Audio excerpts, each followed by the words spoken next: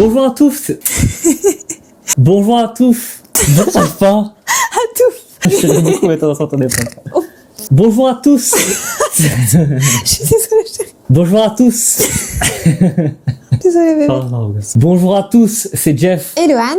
J'espère que vous allez bien. Alors aujourd'hui, c'est une vidéo très spéciale parce que l'on va commencer, enfin plutôt Loane va commencer pour la première fois Saint Seiya Omega. sorti au Japon en avril 2012. Bon, je sais quand je parle de Sensei Omega, voilà, ça fait souffler, ça fait râler. Je peux comprendre que cette série aujourd'hui, même à l'époque, c'est une série oubliée, qui a beaucoup divisé, c'est un peu le Dragon Ball GT de Dragon Ball Z, même voire pire. Personnellement, moi, en 2012 jusqu'à 2014, j'ai aimé cette série malgré ses défauts. Il y a aussi de bonnes choses, de très bonnes choses. Évidemment, tout n'est pas parfait, mais ça, c'est ce qu'on va revoir et c'est quelque chose que je tenais beaucoup à partager avec Loane parce que c'est une fan de Saint Seiya. Oui, mais vraiment fan absolu des premiers Saint Seiya, donc Le classique. j'ai un peu peur du visionnage. Je sais pas ce que ça va donner. J'ai entendu beaucoup de critiques. Après, j'ai entendu certaines personnes qui sont fans aussi. Donc j'ai hâte de vous donner mon avis et aussi j'aurai un comparatif avec le premier. Donc ce sera, je pense, intéressant. Quand je te dis Sensei Omega, tu penses à quoi là? Je vois quelque chose de beaucoup plus jeune que Saint Seiya à l'origine. J'ai vu les visuels, je les trouve très beaux. Après, oui, vraiment, franchement, je les trouve beaux. Moi, j'ai peur un peu de l'histoire. Ah. Je sais pas si ça va être trop jeune, parce que j'aime beaucoup les valeurs, la mentalité, la vibe, l'ambiance qu'il y a dans les premiers Saint Seiya qui sont incroyables, que ce soit pour le sanctuaire, Asgard, etc. Et j'ai peur que ça manque dans Saint Seiya Omega. Mais je l'ai jamais vu, donc pour l'instant je ne peux rien dire et j'ai vraiment hâte de découvrir ça. Surtout que tu m'as dit qu'ils seront en plus adultes et qu'on reverra nos chevaliers préférés. Donc ça c'est un truc... Pas encore, mais oui, on les reverra. Voilà, C'est un petit spoil, mais sans trop spoiler non plus. Donc là j'ai vraiment hâte pour ça.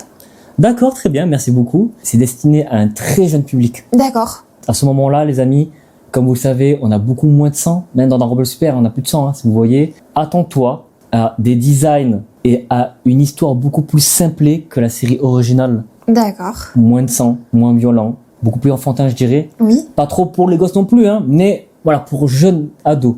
Donc pour l'histoire, 13 ans plus tard, après la fin de la bataille contre Hades, on retrouve Saori, accompagné d'un jeune petit garçon qui s'appelle Koga, qui deviendra plus tard le chevalier de Pégase, et ils devront faire face à un nouvel ennemi, Mars, dieu de la guerre. Là j'ai hâte de le voir. Donc on va attaquer le tout premier épisode, sorti le 1er avril, il me semble, 2012. Et tu m'as dit que le début était un peu long, c'est ça? Alors Ça commençait lentement. il est pas long, mais c'est vrai que les débuts, en fait, il va poser les bases. D'accord. Les nouveaux personnages, les nouveaux éléments, Ok. etc. On va se mettre ça et on se retrouve dans 20 minutes pour faire le débrief. À tout à l'heure. À tout à l'heure. Nous venons de terminer le premier épisode de Saint Seiya Omega qui s'intitule Sauvé par Seiya, la légende des chevaliers renés. Dans un premier temps, Loane, j'aimerais savoir ton avis. Bien. Alors, je ne m'attendais pas à ça. C'est moins pire que ce que je pensais. Je pensais que ça allait être horrible, pour être honnête. En vrai de vrai. Je m'attendais vraiment à rien. Alors, il y a des gros points négatifs, mais il y a aussi des gros points positifs, donc je suis super curieuse de la suite. Commençons par les points négatifs. Point négatif. Alors, déjà le design. C'est vrai que je les avais vus en poster, je trouvais ça bien. Ça fait très bizarre de voir ça à l'écran quand on connaît les chevaliers du Zodiac, les vrais, entre parenthèses. Même au niveau des yeux et au niveau de l'armure qui est très fine. On n'a pas ce côté mastoc, ce côté des années 80 en fait. Ouais. Et donc ça, j'ai un peu de mal. Ouais. Deuxième, je dirais les OST qui sont absolument phénoménales et transcendants dans Saint Seiya, où on les entend régulièrement et qui foutent des frissons. Là, j'ai pas retrouvé ça. Il y a beaucoup de moments où il y a pas de musique et les OST sont pas aussi forts. Ensuite, c'est très facile. Donc ça va très vite. Ok, on voit un peu d'entraînement, mais ça motive pas comme les Chevaliers du Zodiac, où on voit tout leur évolution, etc. Ça va très vite, comme dans les nouveaux animés d'ailleurs. Il est très vite très fort. Voilà, ça se passe un peu vite pour moi. Après, c'est parce que j'aime pas Pardon. Ah, désolé. Pardon. Les anciens animés. Ça, c'est aussi point négatif. Bien sûr. Point positif? Ah, Putain, ça va sortir.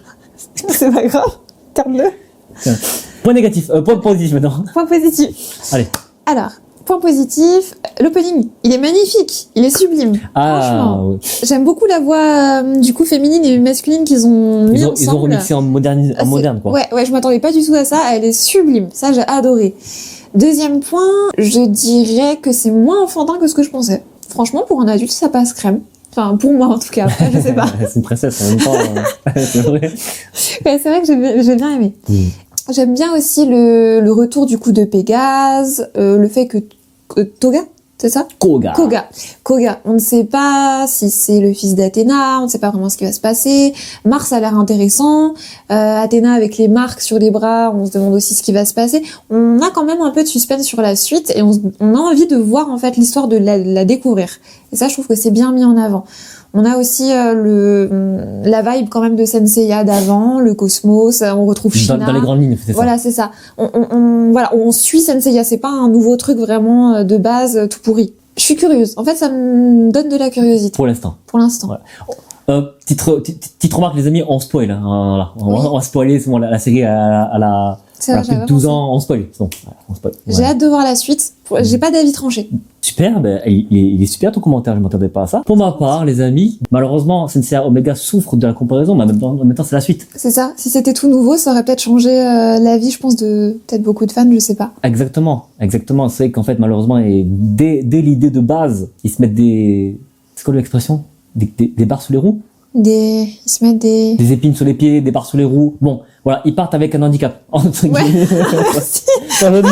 Sans le mot, voilà, c'est malheureusement, bon, c'est sûr que le projet Senseiya Omega, ça va diviser les fans, c'est sûr. Tout le monde va pas aimer. Moi, en tout cas, j'ai kiffé. Voilà, on découvre Koga, qui s'entraîne avec Shaina. Il sait pas ce qu'il fait, il sait pas pourquoi il se bat, il sait pas qui est Athéna. Donc voilà, il y a beaucoup de questions sans réponse que, éventuellement, on aura les réponses beaucoup plus tard. Mars arrive, ça pète.